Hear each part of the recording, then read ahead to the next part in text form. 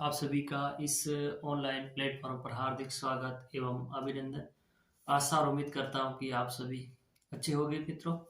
और आज अपन बात करेंगे अध्याय नंबर 4 मानव बस्तियाँ। जो अपन जो श्रृंखला चला रहे थे कक्षा 12 ज्योग्राफी से संबंधित जो मोस्ट इम्पोर्टेंट जो क्वेश्चन होते हैं परीक्षा की दृष्टि से अपन उसी श्रृंखला को आगे बढ़ाते हुए आज बात करेंगे मानव बस्तियाँ।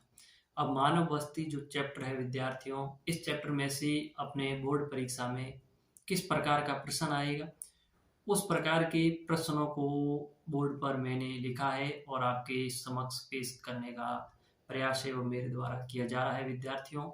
और अपन ये देखेंगे विद्यार्थियों कि ये जो प्रश्न है अध्याय नंबर 4 की मैं बात करूं विद्यार्थियों, तो इसमें से जो प्रश्न आएगा विद्यार्थियों वो प्रश्न आएगा आपका लघु उत्तरात्मक प्रश्न। किस प्रकार का प्रश्न आएगा विद्यार्थियों? लघु उत्तरात्मक प्रश्न आएगा।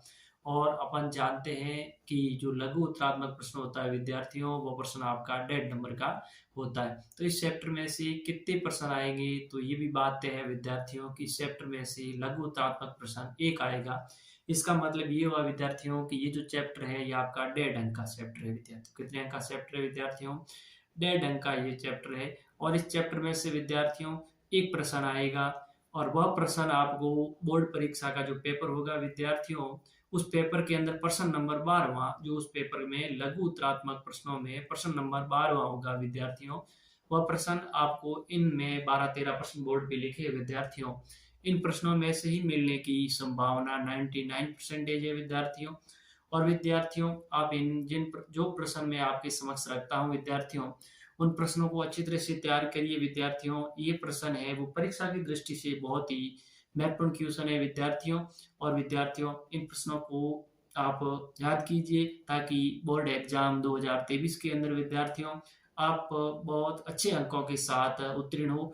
अच्छे अंकों के साथ नहीं विद्यार्थियों, मेरा लगातार बोर्ड परीक्षा तक इन दोनों किताबों से संबंधित जो अति महत्वपूर्ण प्रश्न है उसको आपके सामने रखूंगा। और मैं आपसे आशा और उम्मीद करता हूं कि आप अधिकतर जो विद्यार्थी मेरे इस प्लेटफॉर्म से जुड़े हुए हैं वह विद्यार्थी 100 में से 100 अंक भी हासिल करेंगे।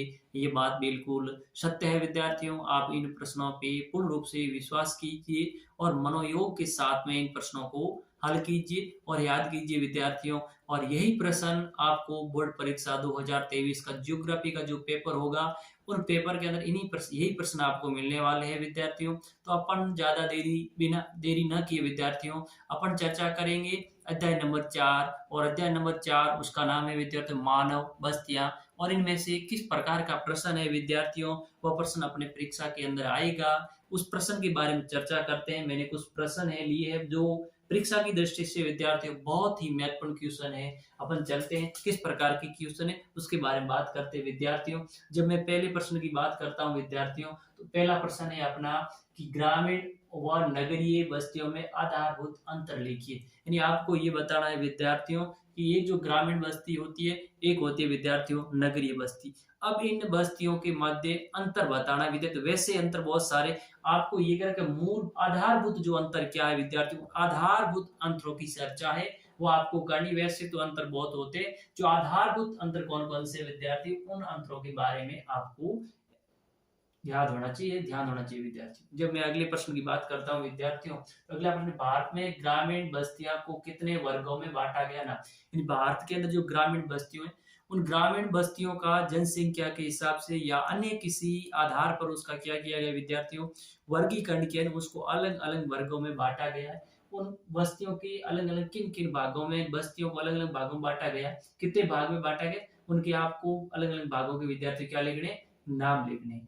अगला प्रश्न विद्यार्थियों कि भारत के किन क्षेत्रों में गुचित बस्तियां पाई जाती है। भारत के ऐसे कौन से भूभाग है जो ये गुचित बस्तियां है वहां पे पाई जाती है। अब देखिए विद्यार्थी, गुचित एक बस्ती का प्रकार है। पीछे वाले प्रश्न में मैंने पूछा था कि ग्रामीण बस्तियों को कितने भागों में बांटा गया, तो उन भागों की संख्या और उनके जो नाम है वो लिखने थे। और अगला प्रश्न विद्यार्थी यहाँ से इस प्रकार का बना कि भारत के किन क्षेत्रों में गुचित बस्तियां। अब ये गुचित एक ग्रामीण बस्ती का प्रकार है विद्यार्थियों।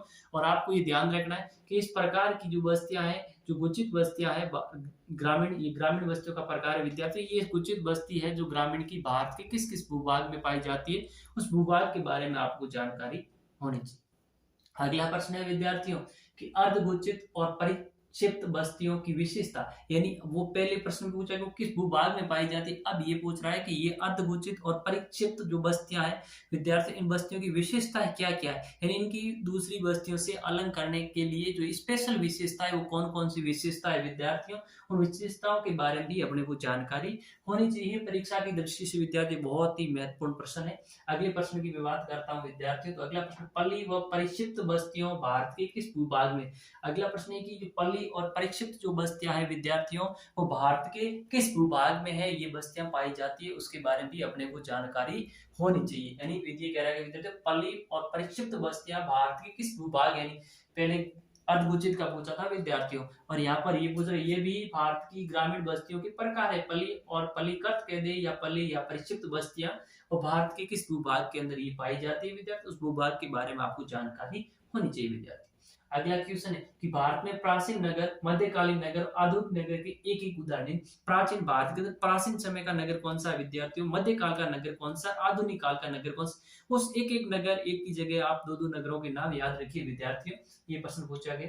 और अगला प्रश्न है विद्यार्थियों कि भारत में प्रशासनिक व औद्योगिक नगरों के नाम लिखते हैं। भारत में ऐसे कौन से नगर जो प्रशासनिक नगर की श्रेणी में आते हैं और कौन से नगर औद्योगिक नगरों की श्रेणी में आते हैं, ये रखना साथ में, ये भी नाम लिखते हुए दिल्ली के अनुषंगी नगरों की नाम लिखिए। यानी अनुषंगी नगर क्या होता है विद्यार्थी, इसके बारे में भी आपको जानकारी होनी चाहिए। साथ साथ ये एक क्षेत्र का नाम दिया गया दिल्ली, और दिल्ली जो है इसके अनुषंगी क्षेत्र, इन अनुषंगी शहर या नगर कौन कौन से, उसके बारे में आपको बताना है विद्यार्थी। इस प्रकार से विद्यार्थी हमने इन 7 प्रश्नों के बारे में चर्चा की। परीक्षा की दृष्टि से बहुत महत्वपूर्ण क्वेश्चन है विद्यार्थी। इसी बात को हम आगे बढ़ाते हैं, अगले प्रश्न की बात करते हैं विद्यार्थियों। और अगला प्रश्न है कि नगरीकरण से क्या अभिप्राय, यानी कि नगरीकरण क्या होता है उससे, या उसका अर्थ क्या है, या नगरीकरण से आप क्या समझते हैं विद्यार्थियों। इसी के आगे एक प्रश्न और रेडी किया है कि भारत जनगणना, भारत की जो जनगणना है वो भारत को कितने नगरों में, भारतीय जनगणना के आधार पर भारत के नगरों को कितने भागों में बांटा जाता है विद्यार्थियों, उसकी संख्या है आपको ध्यान होनी चाहिए। अगला प्रश्न विद्यार्थियों कि महानगर और मेगानगर किसे कहते हैं। महानगर क्या होता है विद्यार्थियों, और मेगानगर क्या है, इनकी आपको डेफिनेशन आनी चाहिए विद्यार्थियों। और इसने ये भी पूछा कि भारत में कुल कितने मेगानगर, यानी वर्तमान में भारत के अंदर कुल कितने मेगानगर है, तो सबसे वर्ग मेगानगर का नाम है। ये तो इससे पूछा कि महानगर और मेगानगर होते क्या विद्यार्थियों, ये बात ध्यान रखनी है। दूसरी बात है कि भारत के वर्तमान में भारत में कुल कितने मेगानगर है, और साथ में इसने ये भी पूछ लिया कि सबसे बड़ा मेगानगर कौन, उसका नाम भी आपको ध्यान होना चाहिए विद्यार्थियों। अगला प्रश्न है कि वाणिज्य और गैरिसन नगर किसे कहते हैं। एक वाणिज्य नगर होता है विद्यार्थियों और एक होता है गैरिसन नगर। अब इसकी डेफिनेशन क्या है, ये आप पे परीक्षा की दृष्टि पूछी जा सकती है विद्यार्थियों, तो इसको बात का भी ध्यान रखें कि वाणिज्य नगर क्या होते हैं, गैरिसन नगर क्या होते हैं। साथ में एक एक उदाहरण, एक वाणिज्य नगर का उदाहरण लिखना है विद्यार्थियों और एक गैरिसन नगर का आपको उदाहरण लिखना है। तो इस परीक्षा की दृष्टि से अच्छे प्रश्न है विद्यार्थियों। अगला प्रश्न, स्मार्ट सिटी मिशन क्या है, यानी स्मार्ट सिटी मिशन है ये क्या है, इसके बारे में आपको जानकारी होनी चाहिए विद्यार्थी। अगला, इसका मुख्य उद्देश्य क्या है, पहला तो ये पूछा स्मार्ट सिटी मिशन है क्या, और दूसरा बात इसका उद्देश्य क्या है, यानी है क्या और ये क्यों शुरू की गई, यानी कोई न कोई इसका उद्देश्य है वो होता है, उद्देश्य अलग से होता है, तो ये बात आपको ध्यान होनी चाहिए विद्यार्थियों। अगला प्रश्न है, आपके अनुसार अंग्रेजों ने भारत में तटीय स्थानों पर नगरों का विकास क्यों किया, यानी ये कह रहा है कि आपके समझ से, यानी आपके अनुसार जो अंग्रेज आए थे भारतीय, उन्होंने सबसे पहले जो तटीय क्षेत्र थे वहीं पर नगर बसाए, ऐसा क्यों, इसके पीछे क्या कारण है कि अंग्रेजों ने जो तटीय क्षेत्र है वहीं नगरों की स्थापना की या नगरों को बचाया, उसके पीछे कारण क्या है उसके बारे में जानकारी होनी। बहुत अच्छा प्रश्न है विद्यार्थी परीक्षा की दृष्टि से। अगला, ग्रामीण बस्तियों के विभिन्न प्रकारों के लिए उत्तरदायी कारकों का वर्णन कीजिए। ग्रामीण जो बस्तियां हैं उसके प्रकार के लिए कौन कौन से कारक है वो जिम्मेदार होते हैं, उसके बारे में आपको जानकारी होनी चाहिए। तो ये जो प्रश्न है विद्यार्थियों, ये प्रश्न परीक्षा की दृष्टि से बहुत ही महत्वपूर्ण प्रश्न है विद्यार्थियों, और यही प्रश्न आपको बोर्ड परीक्षा के अंदर मिलने वाले विद्यार्थी। अब देखिए आगे मैंने लिखा बोर्ड परीक्षा में प्रश्न 12 इसमें से, यानी लघु उत्तरात्मक जो खंड ब का जो लघु क्वेश्चन होगा उसमें क्वेश्चन नंबर 12 है जो विद्यार्थी वही इसी इन्हीं 13 प्रश्नों में से ही आपको मिलेगा। लगभग 99% में बात करूं तो इनमें से ही मिलने वाला विद्यार्थियों।